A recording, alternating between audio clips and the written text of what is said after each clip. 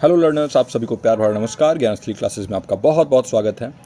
तो video start करने से पहले सबसे पहले आप इस वीडियो को लाइक करिए और इस चैनल को सब्सक्राइब कर लीजिए, अपने दोस्तों के साथ शेयर कर दीजिए। बहुत इंपॉर्टेंट वीडियो होने वाला है। और नीचे जाके कमेंट जरूर करिए कि ये हमारा जो प्रयास है वो आपको कैसा लग रहा है, क्योंकि आप लोग के लाइक करने से क्या होता है, इस वीडियो की रीच और ज़्यादा होती है और उससे और ज़्यादा ऑडियंस जो है वो चैनल पे आता है, हमें थोड़ा सा मोटिवेशन मिलता है। स्टार्ट करते हैं आज के इस वीडियो को।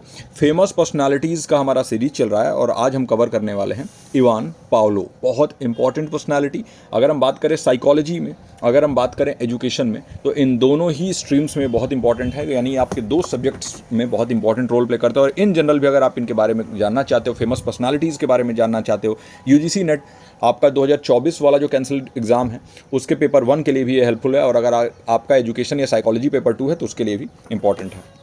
ये एक बिहेवियरल साइकोलॉजिस्ट थे, है ना, यानी कि अगर हम देखें तो व्यवहारवादी मनोवैज्ञानिक थे ये।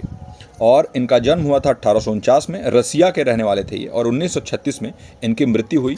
आज के इस शॉर्ट वीडियो में हम इनके बारे में जानेंगे, इनके वर्क्स के बारे में जानेंगे। क्लासिकल कंडीशनिंग थ्योरी इन्होंने दी थी, तो वो क्या थ्योरी था, उसमें इन्होंने क्या बताया था, इन सभी चीज़ों को डिटेल में डिस्कस करेंगे। बने रहिए हमारे साथ। Welcome to the class everyone and let's get started. सबसे पहले देखिए, इवान पावलो जो थे ना, इनको जाना जाता है इनके काम क्लासिकल कंडीशनिंग थ्योरी की वजह से। क्लासिकल कंडीशनिंग थ्योरी आपने कई जगह पढ़ा होगा, ऑपरेंट कंडीशनिंग और क्लासिकल कंडीशनिंग। तो ऑपरेंट जो है वो इनका नहीं था, इनका जो थ्योरी है वो क्लासिकल कंडीशनिंग थ्योरी था। देखिए, इनके लाइफ स्पैन के बारे में बात करें तो इनका पूरा नाम इवान पेट्रोविक पावलो। इनका जन्म 1849 में जो है हुआ था रियाजान नाम के एक जगह पे, ठीक है, रियाजान, ये रसिया का एक जगह है, तो वहीं पे इनका जन्म हुआ था। और अगर इनके एजुकेशन के बारे में बात करें तो इनको जो है ना, सबसे पहले प्रीस्ट, यानी कि जो चर्च में प्रीस्ट होते हैं ना, वो उनके तौर पे इनको ट्रेन किया गया। और फिर इन्होंने स्विच किया और इन्होंने नेचुरल साइंसेस की तरफ इनका काफ़ी रुझान था, तो वहाँ पर इन्होंने नेचुरल साइंसेस को चूज किया। यूनिवर्सिटी ऑफ सेंट पीटर्सबर्ग में इन्होंने अपनी डिग्री 1875 में ली, 1875 में इन्होंने अपनी डिग्री ली। इनका फील्ड क्या था, तो मेनली ये फिजियोलॉजिस्ट थे। और पावलो का अगर हम पुराना काम देखें, जो सबसे पहले कामों में से एक है, तो वो डाइजेस्टिव सिस्टम पे काम करते थे। और डाइजेस्टिव सिस्टम पे काम करते हुए भी इन्हें जो विश्व का सर्वोत्तम पुरस्कार होता है, नोबेल प्राइज़, वो इनको मिला फिजियोलॉजी और मेडिसिन में 1904 में। तो इनको नोबेल प्राइज़ भी मिल चुका है, तो ये भी एक जो है यहाँ पर गौर करने वाली बात है। अगर इनके कॉन्ट्रीब्यूशंस को देखें तो क्लासिकल कंडीशनिंग इन्होंने दिया ही था, जहाँ पर ये अपने डॉग के ऊपर एक्सपेरिमेंट करने के लिए काफ़ी फेमस है। एक हम बात करेंगे जिसमें स्टिमुलस होता है और उसको कंडीशन किया जाता है। तो सबसे पहले अनकंडीशनड होता है, एक न्यूट्रल होता है और एक कंडीशनड होता है। तो उसके बारे में हम जानेंगे क्या होता है वो। और इसके बाद से इनका अगर इम्पैक्ट देखें तो देखिए, बिहेवियरिज्म के थ्योरी पर इनका बहुत बड़ा इम्पैक्ट था, ठीक है, व्यवहारवाद, बिहेवियरिज्म। फिर फिजियोलॉजी, ऑफ कोर्स इनको नोबेल प्राइज़ मिल चुका है 1904, यानी 1904 में नोबेल प्राइज़ मिला है इनको, और डाइजेस्टिव ग्लैंड्स पे काम करते हुए। और बाद में इन्होंने अपने रिसर्च को कंटिन्यू किया। क्लासिकल कंडीशनिंग देने के बाद इन्होंने जो है बहुत सारे अपने काम में, जैसे कंडीशन रिफ्लेक्सेस के ऊपर काम किया, और इसके बाद जनरलाइजेशन, डिस्क्रिमिनेशन, एक्सटिंक्शन के ऊपर काम किया। और इनका जो कंडीशनिंग थ्योरी था वो ह्यूमंस पे भी लागू होता है। और इन्होंने भले ही एनिमल्स पे कंडक्ट किया था अपने एक्सपेरिमेंट्स, लेकिन ह्यूमंस पे भी वो लागू होता है। अब हम स्टार्ट करते हैं आगे इनके बारे में अच्छे से समझना, इनके क्लासिकल कंडीशनिंग थ्योरी को, जो आपके काम की है। तो क्या कॉन्सेप्ट है ये, तो देखिए, a learning process that occurs through associations between N environmental stimulus and a natural occurring stimulus, यानी एक सीखने की प्रक्रिया जो एक पर्यावरणीय उत्तेजना और स्वाभाविक रूप से होने वाली उत्तेजना के बीच संघों के माध्यम से होती है। तो इन्होंने क्लासिकल कंडीशनिंग थ्योरी में अपने क्या बोला था, अपने क्लासिकल कंडीशनिंग थ्योरी में इन्होंने बात किया था अब एक स्टिमुलस के बारे में और एक रिस्पॉन्स के बारे में। और सबसे पहले इन्होंने क्या नोटिस किया, कहानी के माध्यम से बताता हूँ। इन्होंने नोटिस किया कि इनका एक कुत्ता था, और उस कुत्ते को खाना देने के लिए जो इनके हाउस हेल्प थे वो जाते थे, तो कुत्ता उस हाउस हेल्प को देखते ही सेलिब्रेट करने लगता था, उसके मुंह में जो है वो लार आने लगता था। और इस वजह से क्या हुआ कि इनको लगा कि भाई अभी तो खाना वो हाउस हेल्प अभी लाया नहीं है, और कुत्ते के मुंह में पहले ही पानी कैसे आने लगा। तो इसके ऊपर इनका ध्यान गया और इन्होंने सोचा कि यानी कि जो ये स्टिमुलस है ना, ये ज़रूरी नहीं है कि जिस चीज़ के लिए आप चाह रहे हो कि वो आपको मिले उससे ही हो, बल्कि उससे लिंक्ड अगर कोई चीज़ भी है तो उससे भी आपको ये प्राप्त हो सकता है। तो इन्होंने जो है इस चीज़ के ऊपर ध्यान दिया और फिर इसके ऊपर काम करना स्टार्ट किया। और बात करेंगे क्या है वो पूरा प्रकरण। देखिए, पावलो ने डिस्कवर किया क्लासिकल कंडीशनिंग, जहाँ पर डाइजेस्टिव सिस्टम ऑफ डॉग्स पे इन्होंने काम किया था और उसके ऊपर काम करते हुए ही इन्होंने ऑब्जर्व किया था इस चीज़ को, जो मैंने अभी आपको कहानी बताई है, ठीक। और इन्होंने देखा कि जब अभी खाना उनको मिला नहीं, उससे पहले ही वो सैलिवेट करने लगते थे। और जो लैब असिस्टेंट जो इनके थे, जो इनके हाउस हेल्प भी थे, उन्होंने जैसे वो फेड करते थे उन्हें, या फिर उनके फुट स्टेप्स यानी कि उनके चलने के आवाज़ से ही कुत्तों के मुंह में पानी आने लगता था। यानी कि उनको पता था कि अब खाना आने वाला है ना। तो इससे क्या हुआ कि उनका जो स्टिमुलस था ना, वो फिक्सेट हो गया था, उनका स्टिमुलस फिक्स हो गया था उस लैब असिस्टेंट के एक्शंस पे। तो फिर इन्होंने क्या किया ना, इन्होंने एक एक्सपेरिमेंट किया, इन्होंने एक प्रयोग किया। इन्होंने अनकंडीशनड स्टिमुलस के बारे में बात किया, न्यूट्रल स्टिमुलस के बारे में बात किया और कंडीशनिंग प्रोसेस के बारे में बात किया।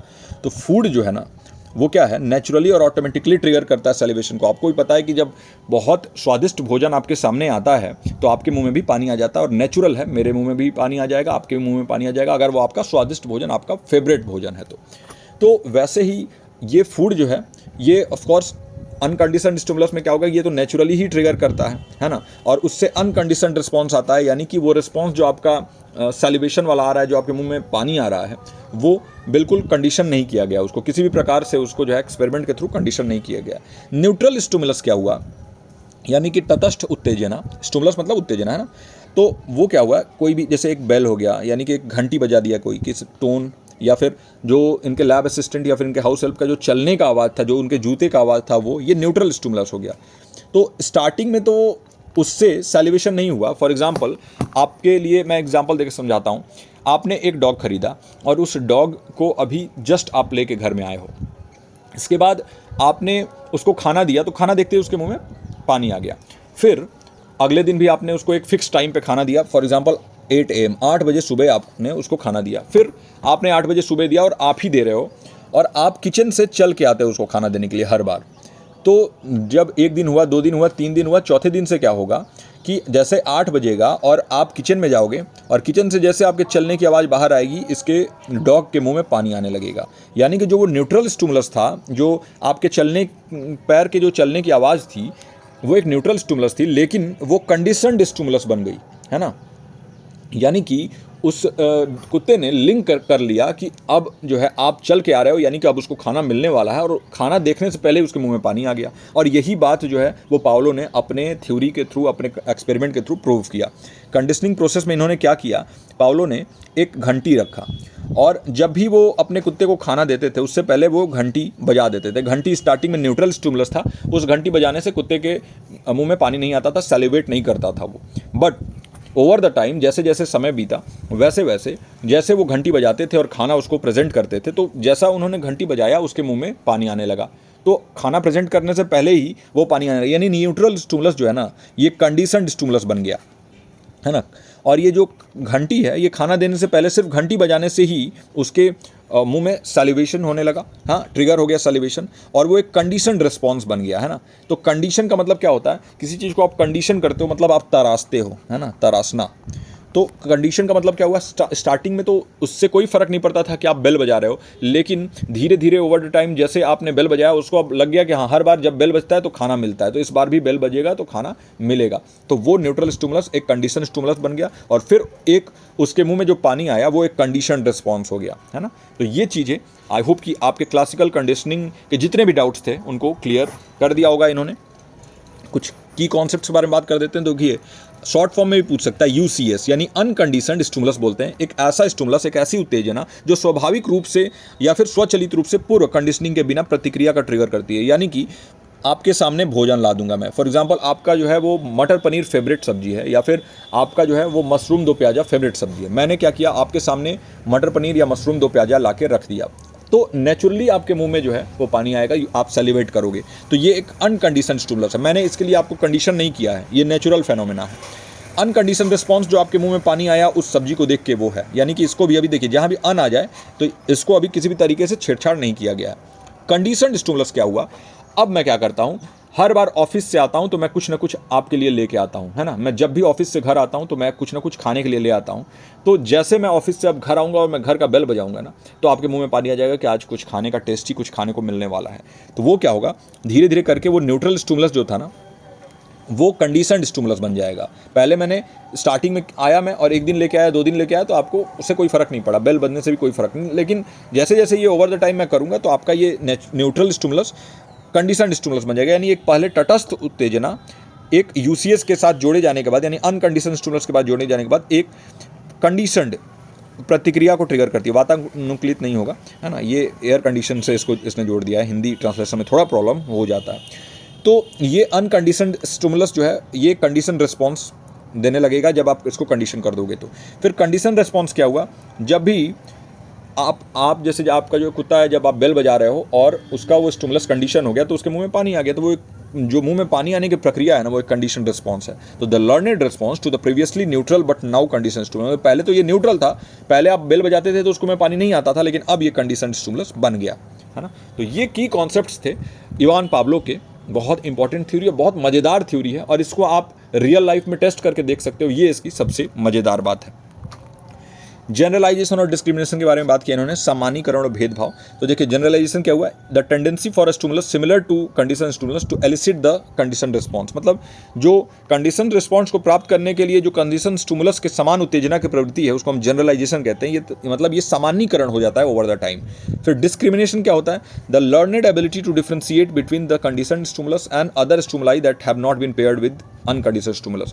मतलब कि जब भी आपने फॉर एग्जांपल आपने बेल बजाया और उसको खाना दिया, बेल बजाया खाना दिया, लेकिन आपने क्या किया, एक दिन बेल बजाने की जगह पे आपने कुछ और एक्शन कर दिया। फॉर एग्जांपल आपने हॉर्न बजा दिया, तो हॉर्न बजाने से अभी उसके मुंह में सैलिवेशन नहीं होगा, वो डिस्क्रिमिनेट करेगा, वो भेदभाव करेगा, तो उसको हम कहते हैं डिस्क्रिमिनेशन। और फिर उसको जब आप कंडीशन करोगे तो फिर से वो जनरलाइजेशन हो जाएगा, है ना। तो जनरलाइजेशन और डिस्क्रिमिनेशन का आपने जो है वो अंतर समझ लिया, सामान्यीकरण और भेदभाव का अंतर आपने समझ लिया। अब आता है अगला हमारा जो इनके द्वारा दिया गया इंपॉर्टेंट जो पॉइंट्स हैं उसमें से एक्सटेंशन और स्पॉन्टेनियस रिकवरी। यानी देखिए the diminishing of a conditioned response when the conditioned stimulus is repeatedly presented without the unconditioned stimulus. यानी कि जैसे कंडीशनड रिस्पॉन्स है ना, आपने बेल बजा दिया और उसको खाना दे दिया, बार बार आपने किया, वो एक कंडीशनड रिस्पॉन्स हो रहा है, यानी उसको उसके मुंह में सैलिवेट हो रहा है, वो उसके मुंह में पानी आ रहा है। लेकिन जैसे जैसे ये सैलिवेशन खत्म होगा, कब होगा, जब कंडीशनड स्टिमुलस जो है ना वो लगातार प्रेजेंट किया जाएगा बिना अनकंडीशनड स्टिमुलस के, है ना। यानी कि आपने क्या किया कि बेल बजाया लेकिन खाना नहीं दिया, बेल बजाया लेकिन खाना नहीं दिया, तो 3-4 बार 5 बार अगर आप ऐसे कर दोगे ना, तो जो आपने कंडीशन किया हुआ था वो चीज़ वो खत्म हो जाएगा, यानी फिर से बेल बजाने के बाद उसके मुंह में पानी नहीं आएगा। इसको हम कहते हैं एक्सटेंशन, यानी कि उस प्रवृत्ति का ख़त्म हो जाना जो हमने कंडीशन किया था, यानी उसके मुंह में जो पानी आता था वो अब नहीं आएगा बार बार अगर आप उसको बुद्धू बनाओगे। फिर स्पॉन्टेनियस रिकवरी यानी सहज वसूली। यहाँ पर क्या होता है कि the reappearance of an extinguished condition response after a pause, यानी कि कुछ समय के पॉज के बाद, कुछ समय रुकने के बाद से वापस से अगर कंडीशन रिस्पॉन्स आने लगे, रीअपीयर हो जाए, उसको हम स्पॉन्टेनियस रिकवरी कहते हैं। फॉर एग्जांपल 5 बार आपने घंटी बजाया और खाना नहीं दिया, लेकिन 6ठी बार बजाया और दे दिया, फिर 7वीं बार आप बजाओगे तो फिर से उसके मुंह में पानी आने लगेगा, तो इसको हम कहते हैं स्पॉन्टेनियस रिकवरी। मतलब बहुत जल्दी रिकवर भी हो जाता है ऐसे कंडीशन रिस्पॉन्सेज जो आते हैं, है ना। तो ये है। अब हम इनके लेगेसी के बारे में बात करें, इनके इन्फ्लुएंस के बारे में बात करें हम, तो पावलो का जो भी काम था, इन्होंने बिहेवियरिज्म के लिए बहुत इंपॉर्टेंट रोल प्ले किया। व्यवहारवाद की नींव रखी इन्होंने, जो मनोविज्ञान के विचार का एक प्रमुख स्कूल था। यानी कि अगर हम साइकोलॉजी के एक मेजर स्कूल के बारे में बात करें, बिहेवियरिज्म के बारे में, उनका फाउंडेशन जो है इन्होंने रखा पावलो ने। इनके प्रिंसिपल जो क्लासिकल कंडीशनिंग के प्रिंसिपल है ना, ये अलग अलग फील्ड्स में अप्लाई किए जाते हैं, साइकोलॉजी में, एजुकेशन में, थेरेपी में, और इससे ट्रीटमेंट भी दिया जाता है और इससे जो है आप रियल लाइफ में करके देख भी सकते हैं। तो बहुत ज़्यादा सिंपल और बहुत ज़्यादा यूज़फुल हमारे सामने ये थ्योरी इवान पाब्लो ने दी थी, क्लासिकल कंडीशनिंग की थ्योरी। तो देखिए पाब्लो की जो रिसर्च है उसने हमें ये दिखाया कि देखिए लर्निंग और बिहेवियर, दो चीज़ें, लर्निंग और बिहेवियर, ये इन्फ्लुएंस हो जाएंगी किससे, इन्वायरमेंट से, यानी पर्यावरण से, इन्वायरमेंट से ये इन्फ्लुएंस हो सकती है। इन्होंने क्या डिस्कवर किया कि अगर आप एक न्यूट्रल चीज़ को पेयर करेंगे किसी भी नेचुरली अकरिंग रिएक्शन से, नेचुरली कॉजिंग रिएक्शन से, तो आप उस न्यूट्रल चीज़ को सिर्फ और सिर्फ यूज करके उस रिएक्शन को प्राप्त कर सकते हैं। इन्होंने क्या किया था, एक घंटी बजाई जो कि एक न्यूट्रल चीज़ है, घंटी बजाने से डॉग के मुंह में कभी भी पानी नहीं आ सकता, लेकिन इन्होंने उसको किस चीज़ से एसोसिएट किया, इन्होंने जोड़ा उसको खाने से, जो कि एक नेचुरल रिएक्शन होगा। ऑफकोर्स जब भी खाना दिखेगा तो डॉग सेलिब्रेट करेगा, वो तो नेचुरल है। और इस न्यूट्रल और नेचुरल याद रखिएगा, न्यूट्रल प्लस नेचुरल, इसको जोड़ के और इन्होंने बिहेवियर को शेप किया, है ना, लर्निंग इन्होंने डेवलप की, इन्होंने लर्निंग डेवलप की। तो इन्होंने बताया कि हमारा जो बिहेवियर है ना, हमारा जो व्यवहार है, वो अलग अलग एक्सपीरियंसेस को शेप करके, एसोसिएट करके और बनाया जा सकता है, उसको बदला जा सकता है। इनके फाइंडिंग्स जो थे वो बहुत ज़्यादा, उनका इम्पैक्ट पड़ा साइकोलॉजी और उसके रिलेटेड डिसिप्लिन्स, उसके रिलेटेड जितने भी हमारे विषय हैं, संबंधित विषय हैं, उन पर इसका बहुत गहरा और स्थायी प्रभाव पड़ा।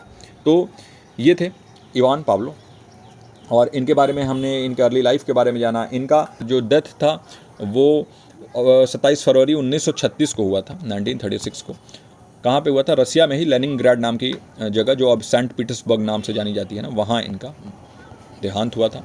और इनके वर्क को बहुत वर्ल्ड वाइड जो है रिकॉग्नाइज़ किया जाता है। एक सेंट्रल फिगर हैं साइकोलॉजी में और फिजियोलॉजी में। इनके थ्योरीज़ जो है आज भी पढ़ाई जाती हैं साइकोलॉजी के कोर्सेज़ में, और अलग अलग कॉम्पिटिटिव एग्जाम में, सीटेट वगैरह में तो इनके थ्योरी बहुत पढ़ाए जाते हैं। और अगर हम बात करें इनके काम के बारे में, तो इनका काम जो है वो ऑफ कोर्स बहुत ही इंपॉर्टेंट, नोबेल प्राइज़ जब इनको मिला था, तो इनके काम में जो है कोई संदेह, कोई शक नहीं कि बहुत अच्छे फिजियोलॉजिस्ट और साइकोलॉजिस्ट के तौर पे इनको देखा जाता है ना। इनके कुछ पब्लिकेशंस भी आप याद रखिए, जैसे कंडीशनड रिफ्लेक्सेस नाम का एक किताब है, 1927 में ये किताब आया इनका। और ये जो है इनके रिसर्च, इनके फाइंडिंग जो क्लासिकल कंडीशनिंग पे है, और कैसे जो है ये साइकोलॉजी के फील्ड में एक फाउंडेशनल लिटरेचर या टेक्स्ट बन गया, इसके बारे में ये है कंडीशन रिफ्लेक्सेस इनका किताब। तो आई होप कि आज के इस शॉर्ट वीडियो लेकिन एक इन्फॉर्मेटिव वीडियो में आपको बहुत अच्छा लगा हो। तो इस वीडियो को यहीं ख़त्म करते हैं। आई होप कि आज आपको बहुत कुछ सीखने को मिला होगा इवान पाब्लो के बारे में, एक इंपॉर्टेंट फिगर फिजियोलॉजी और साइकोलॉजी में, और आपके एग्जामिनेशन पॉइंट ऑफ व्यू से भी बहुत इंपॉर्टेंट है इनका ये थ्योरी। तो लाइक, शेयर, कमेंट और सब्सक्राइब करना मत भूलिए। मैं मिलता हूँ आपसे अगले वीडियो में। टिल देन आप अपना और अपनों का ख्याल रखिए। नमस्कार।